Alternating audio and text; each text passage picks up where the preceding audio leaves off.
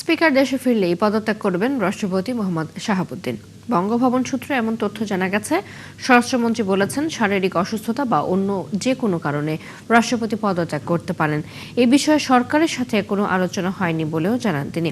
এদিকে পররাষ্ট্র প্রতিমন্ত্রী জানিয়েছেন, লন্ডনে চিকিৎসাধীন অবস্থায় ক্ষমতাচ্যুত শেখ হাসিনার সাথে কোনো ফোনালাপ হয়ে থাকলে তা খতিয়ে দেখবে সরকার। শারমিন নীরা রিপোর্ট। জুলাই গণঅভ্যুত্থানের পর নতুন রাজনৈতিক বাস্তবতায় বিভিন্ন ছাত্র সংগঠন ও রাজনৈতিক পক্ষ থেকে জোরালোভাবে মোহাম্মদ শাহাবুদ্দিনকে অপসারণের দাবি উঠলেও শপথে বহাল ছিলেন তিনি। যদিও গত বছরের ডিসেম্বরে বার্তা সংস্থা রয়টার্সকে দেয়া এক সাক্ষাৎকারে বলেন, অন্তর্বর্তী সরকারের দ্বারা তিনি অপমানিত বোধ করেছেন। নির্বাচনের পর ফেব্রুয়ারি মাসে দেশের একটি দৈনিক পত্রিকাকে দেয়া সাক্ষাৎকারে মোহাম্মদ শাহাবুদ্দিন বলেন, নতুন সরকার মনে করলে তিনি থাকবেন, আর সরে যাওয়া ভালো বললে নিজেই সম্মানজনকভাবে সরে যাবেন। এমন নানাবিধ ঘটনা প্রবাহের পর এবার গুঞ্জন, স্বাস্থ্যগত কারণ দেখিয়ে পদত্যাগ করতে যাচ্ছেন মোহাম্মদ শাহাবুদ্দিন। বঙ্গভবন সূত্র নিশ্চিত করেছে, আসছে সপ্তাহের শুরুতে পদত্যাগ করছেন তিনি। সচিবালয়ে স্বরাষ্ট্রমন্ত্রী বললেন, এ বিষয়ে সরকারের পক্ষ থেকে কোনো ধরনের পদক্ষেপ নেওয়া হয়নি। স্বাস্থ্যগত বা অন্য যে কোনো কারণে মোহাম্মদ শাহাবুদ্দিন পদত্যাগ করতে চাইলে সেই সাংবিধানিক সুযোগ ও পথ খোলা আছে। মহামান্য রাষ্ট্রপতি স্বাস্থ্যগত কারণে হোক, যে কোনো কারণে হোক, পদত্যাগ করতে চান, সেই অপশন তো ওনারা আছে। এখানে সরকারের পক্ষ থেকে কিছু বলা হয়নি, আমিও এগুলো পত্রিকায় শুনছি। আর তিনি যদি পদত্যাগ করতে চান, সাংবিধানিকভাবে সেটা মাননীয় স্পিকার বরাবর পদত্যাগপত্র দিতে হয়, এইটুকু নিয়ম আছে, জানি, এর বাইরে কিছু জানি। লন্ডনে চিকিৎসাধীন থাকার সময় রাষ্ট্রপতির আলোচিত একটি ফোন আলাপ নিয়ে জানতে চাইলে এ বিষয়ে জানা নেই বললেন সালাউদ্দিন আহমেদ। সেটা আমি জানি না, আমরা শুনি। যদিও বৃহস্পতিবার পররাষ্ট্র প্রতিমন্ত্রী জানান, বিষয়টি খতিয়ে দেখা হবে। এখানে কোনো ডেফিনেট কোনো খবর পররাষ্ট্র মন্ত্রণালয়ে আমরা পাইনি এই ব্যাপারে। যদি সেটা সত্যি হয়ে থাকে, অবশ্যই পররাষ্ট্র মন্ত্রণালয় সেটা তদন্ত করবে, সরকারও সেটা তদন্ত করবে। সূত্র বলছে, বিদেশে সফরে থাকা স্পিকার হাফিজউদ্দিন আহমদ কাল বা পরশুদিন দেশে ফিরলে পদত্যাগ করবেন মোহাম্মদ শাহাবুদ্দিন। 2023 সালের 24 এপ্রিল 22তম রাষ্ট্রপতি হিসেবে দায়িত্ব গ্রহণ করেন তিনি। 5 বছরের মেয়াদ শেষ হওয়ার কথা 2028 সালের এপ্রিলে। শারমিন নীরা, 71, ঢাকা। 8 সেপ্টেম্বরে ব্রিক্স সম্মেলনে অংশ নিতে প্রধানমন্ত্রী তারেক রহমানকে ভারত সফরের আমন্ত্রণ জানিয়েছেন দেশটির প্রধানমন্ত্রী নরেন্দ্র মোদী।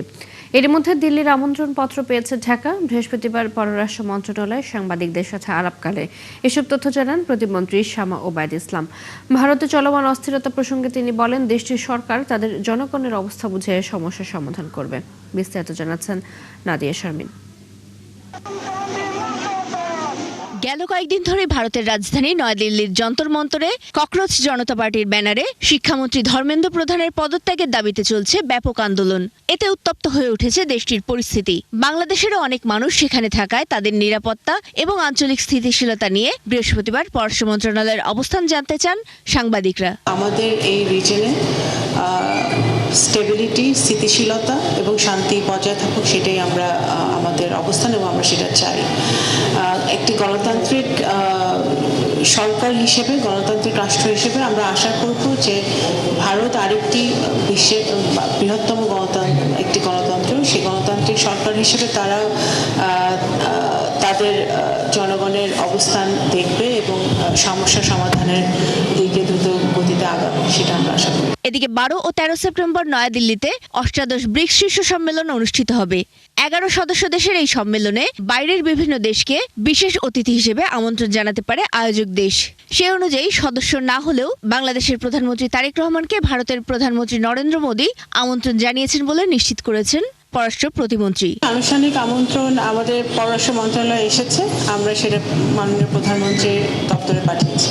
আগামী সপ্তাহে বাংলাদেশ এবং এশিয়া, দক্ষিণ ও দক্ষিণ পূর্ব এশিয়া, মধ্য এশিয়ার মার্কিন বিশেষ দূত সার্জেই গোর আসছেন বাংলাদেশে। এ নিয়েও কথা বলেন তিনি। যুক্তরাষ্ট্রের যে কোনো ডেলিগেশন যে কোনো হাই এন্ড সফর যখন হয়, তখন এটা আমরা মনে করি যে বাংলাদেশ এবং যুক্তরাষ্ট্রের সম্পর্ককে সেটা সম্পর্ক সেটা আরো গভীর হয়, সম্পর্ককে আরো গভীর করবে। তো আমরা আশা করি যে এই সফরের মধ্য দিয়ে আরো নতুন কিছু বেরিয়ে আসবে।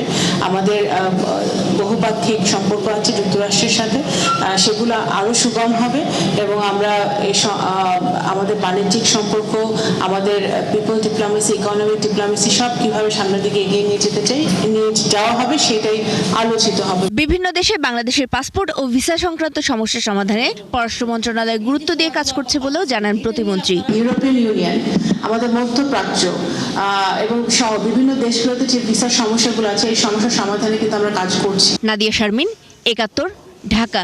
টানা বর্ষণ, পাহাড়ি ঢল ও ঢেউয়ের আঘাতে নিশ্চিহ্ন হওয়ার পথে রয়েছে সুনামগঞ্জের বিশম্ভরপুর উপজেলার খরচার হাওর পাওয়ারের বাহাদুরপুর গ্রাম। বিস্তারিত জানাতে যুক্ত হচ্ছেন সহকর্মী শহীদুর আহমেদ। শহীদুর, বর্তমানে পরিস্থিতি কেমন দেখছেন? ভাঙনের বিষয়ে কোনো ব্যবস্থা নেওয়া হয়েছে কিনা? এছাড়া এ বিষয়ে সংশ্লিষ্টরা কি বলছেন?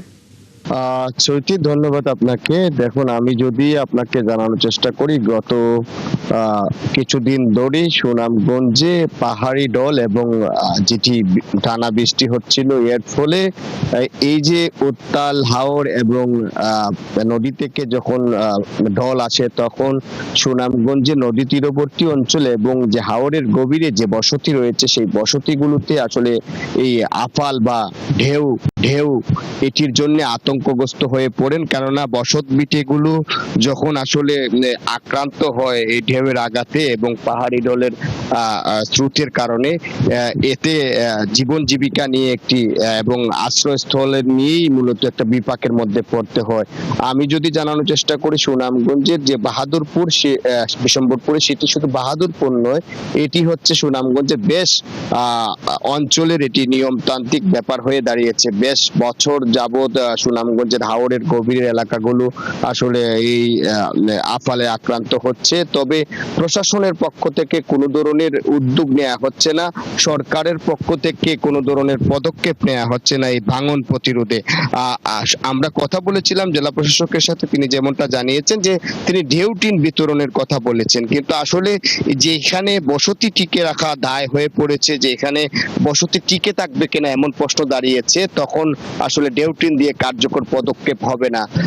যারা সচেতন মহল বলছেন যে হাওরকে টিকিয়ে রাখতে হলে অবশ্যই এইসব অঞ্চলে বেড়িবাঁধ নির্মাণ করতে হবে, পাশাপাশি বৃক্ষরোপণ করতে হবে যাতে ঢেউ আঘাত করা যায়। শহীদ, শুনছিলাম আমরা আপনার কাছ থেকে। আমাদের সাথে সুনামগঞ্জ থেকে এতক্ষণ যুক্ত ছিলেন সহকর্মী শহীদ নূর আহমেদ। বন্যা পরে চট্টগ্রামের কাঁচা বাজারে প্রায় সব সবজির দাম কেজিতে বেড়েছে 40 থেকে 50 টাকা। বেড়েছে সব ধরনের মাছের দামও। ব্যবসায়ীরা বলছেন, বন্যায় ক্ষেত খামার ক্ষতিগ্রস্ত হওয়ায় সরবরাহ কমে মাছ ও সবজির দাম বেড়েছে। বাড়তির দিকে মাছ ও ডিমের দামও। বাবুন পালের ক্যামেরায় চট্টগ্রাম থেকে প্রণবেশ চক্রবর্তীর রিপোর্ট। চট্টগ্রামের সবজি ভাণ্ডার বলে পরিচিত দক্ষিণ চট্টগ্রামের শঙ্খ বা সাঙ্গু নদীর অববাহিকায় থাকা দোহাজারী ও সাতকানিয়া অঞ্চল। এবারের বন্যায় এই অঞ্চলের সব ধরনের সবজি ক্ষেতের ব্যাপক ক্ষতি হয়েছে।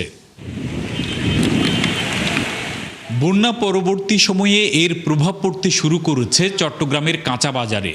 এরই মধ্যে সব ধরনের সবজির দাম কেজি প্রতি বেড়েছে 40 থেকে 50 টাকা।